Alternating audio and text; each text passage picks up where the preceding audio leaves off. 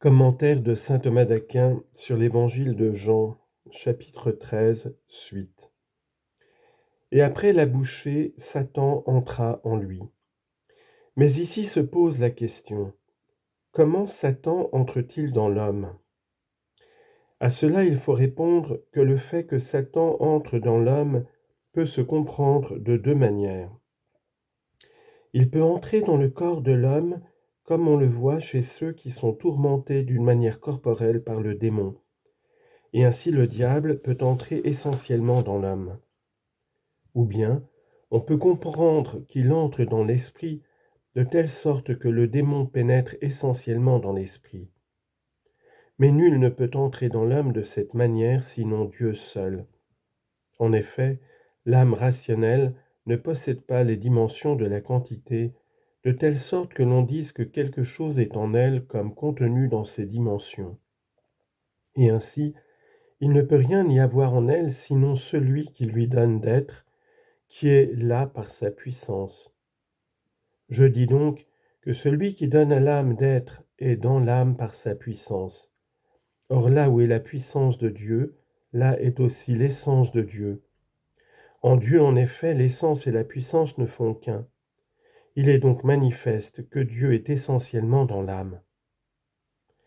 On dit cependant que le diable pénètre dans l'esprit humain par l'effet et le sentiment de la malice, en tant que l'homme séduit par lui le suit pour accomplir le mal qu'il suggère.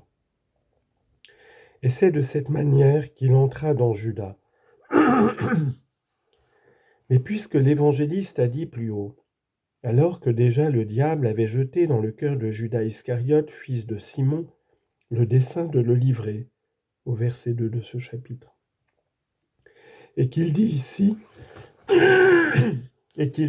Satan entra en lui, il semble que ce soit autre de jeter dans le cœur et d'y entrer. Mais là, il faut préciser que ce n'est pas dit pour désigner une différence, mais pour faire comprendre l'augmentation de sa malice. En effet, on dit que le diable jette quelque chose de mauvais dans le cœur de l'homme quand l'homme lui offre son consentement au mal, et que cependant il se demande avec une certaine agitation s'il doit faire cela. Mais le diable entre dans le cœur quand l'homme se donne totalement pour suivre son instinct et ne lui résiste en rien. Satan entra donc en lui pour le posséder pleinement et le pousser à commettre la malice, lui en qui il avait d'abord mis l'intention de tromper. On se demande pourquoi en Luc on dit que Satan entra en lui avant qu'il reçût la bouchée. C'est contraire à ce que Jean dit ici, à savoir qu'après la bouchée, Satan entra en lui. Réponse, il faut dire qu'alors, selon Luc, il entra pour susciter la trahison, mais que maintenant, selon Jean, il entra pour l'exécuter jusqu'au bout et l'achever.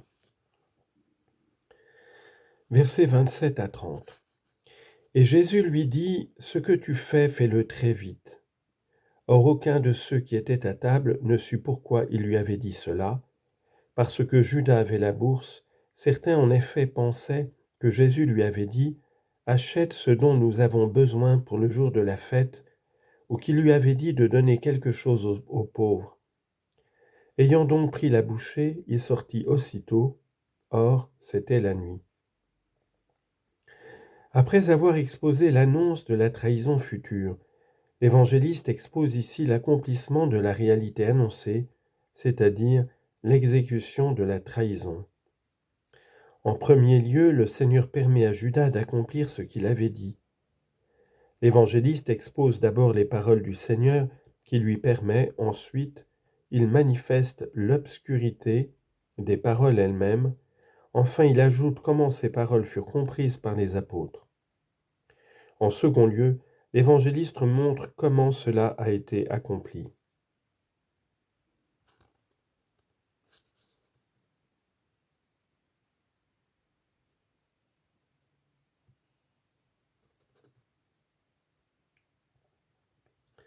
Il manquait ce passage précédemment. Mais est-ce que donner la bouchée à Judas après que Satan fût entré en lui fut un mal? Réponse, il faut dire que non.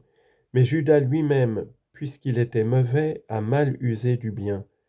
Ainsi, quand quelqu'un reçoit d'une manière indigne l'Eucharistie qui est un bien, et le bien le meilleur, il la reçoit mal et la change pour lui en mal, parce qu'il mange et boit son propre jugement. Confère 1 aux Corinthiens chapitre 11 verset 29. Reprise. Ce que tu fais, fais-le très vite. Assurément, ces paroles ne sont pas celles de celui qui commande ou qui donne un conseil, puisque le péché ne peut arriver ni sous le commandement, ni sous le conseil divin, comme le dit le psaume, « Le commandement limpide du Seigneur illumine les yeux » Psaume 18, verset 9. Mais ce sont les paroles de celui qui permet, car, comme on l'a dit, le diable avait jeté dans le cœur de Judas le dessein de le livrer, lui, Jésus, et avait déjà traité de cela avec les chefs des prêtres. Mais il ne pouvait pas l'accomplir sans que le Christ lui-même le permît. Parce que, comme il est dit plus haut, citation, « Personne ne m'enlève mon âme, mais moi je la livre de moi-même. » Jean chapitre 10, verset 18. Et encore, il s'est offert parce que lui-même l'a voulu. Isaïe chapitre 53, verset 7. Ces paroles sont aussi les paroles de celui qui blâme ce crime de la trahison pour montrer que, tandis que celui-ci, le Christ, conférait des bienfaits, celui-là, Judas, projetait sa mort. Citation, « J'argumenterai contre toi et me dresserai devant ta face. » Psaume 49, verset 21. Ce sont encore les paroles de celui qui aspire à l'œuvre de notre rédemption, comme le dit Augustin. Il n'a cependant pas prévu le crime, mais il l'a prédit, non pas tant par colère en vue de perdre le perfide, que dans sa hâte de sauver les fidèles. C'est pourquoi il disait « Je dois être baptisé d'un baptême, et quel souci m'étreint jusqu'à ce qu'il soit accompli » Luc chapitre 12, verset 50. Or les paroles du Seigneur étaient obscures pour les disciples, et c'est pourquoi il dit « Or aucun de ceux qui étaient à table ne sut pourquoi il lui avait dit cela. » En cela, il est donné à entendre que les paroles du Christ sont tellement profondes et excèdent tellement l'intelligence humaine que nous ne pouvons pas en saisir plus si lui-même ne le révèle. Citation, « La gloire du Seigneur est de cacher sa parole. » Proverbe chapitre 25, verset 2. Mais ici se pose une question. Alors qu'en effet le Seigneur avait désigné la personne du traître à Jean en disant « C'est celui à qui moi j'offrirai le pain trempé » et qu'il avait donné le pain trempé à Judas, les disciples semblent avoir été extrêmement ignorants de ne pas avoir compris la parole du Seigneur. À cela, il faut répondre que le Seigneur avait dit ces paroles d'une manière cachée à Jean seulement, pour que le traître ne soit pas manifesté. La raison en est que Pierre était tellement fervent dans son amour pour le Christ, que s'il avait tenu pour certain que Judas allait trahir le Christ, il l'aurait tué sur le champ. Mais comme Jean était l'un des convives, surgit encore une autre question, à savoir, pourquoi l'évangéliste a dit qu'aucun de ceux qui étaient à table ne sut pourquoi il lui avait dit cela. À cela, il faut répondre que, généralement, un esprit bon et innocent croit que les autres aussi sont loin de l'iniquité, iniquité dont eux-mêmes se reconnaissent exempts. Donc Jean, parce qu'il était le plus innocent et qu'il était éloigné de l'iniquité du traître, ne soupçonnait absolument pas qu'un disciple irait si loin dans l'iniquité. Parce que Judas avait la bourse, certains en effet pensaient que Jésus lui avait dit « Achète ce dont nous avons besoin pour le jour de la fête » ou qu'il lui avait dit de donner quelque chose aux pauvres. Ce que les disciples qui ignoraient la vraie cause de ces paroles pensaient à leur sujet, l'évangéliste l'ajoute ici.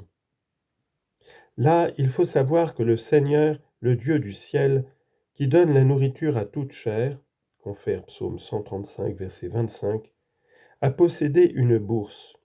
Non qu'il possédât quelque chose de terrestre, mais gardant les dons offerts par les fidèles, il subvenait à ses propres besoins et à ceux des autres. Et c'est Judas qui portait cette bourse. Par là, on donne l'exemple, comme le dit Augustin, que l'Église peut avoir de l'argent et le réserver pour les nécessités imminentes.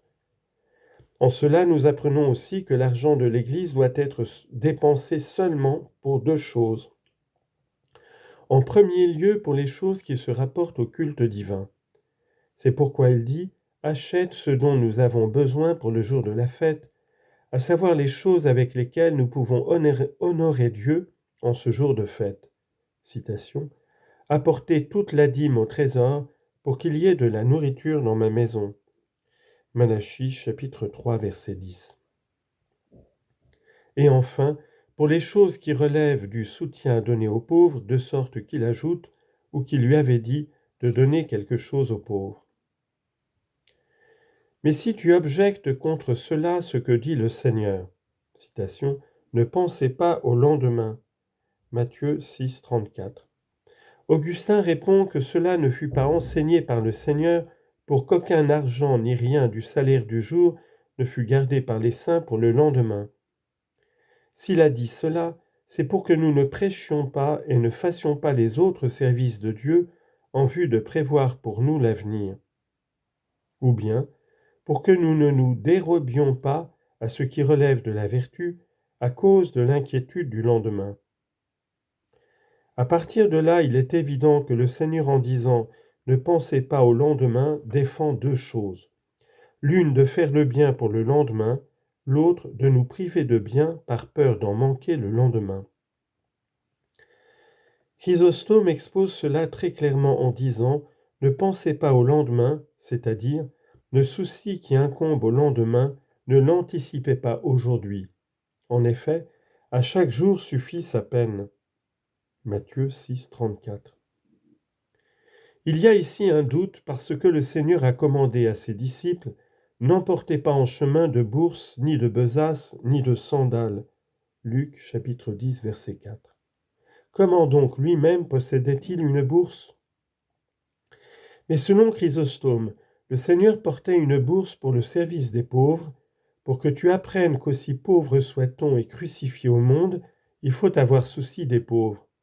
Citation. Il dispersa et donna aux pauvres. Psaume 111, verset 9. Ou bien, il faut dire que ce qu'il dit, n'emportez rien en chemin, doit se rapporter aux prédicateurs et aux apôtres individuellement, qui ne doivent rien emporter quand ils vont prêcher. Cela ne doit pas se rapporter à tout le collège, parce qu'il faut qu'ils aient quelque chose pour eux-mêmes et pour les pauvres.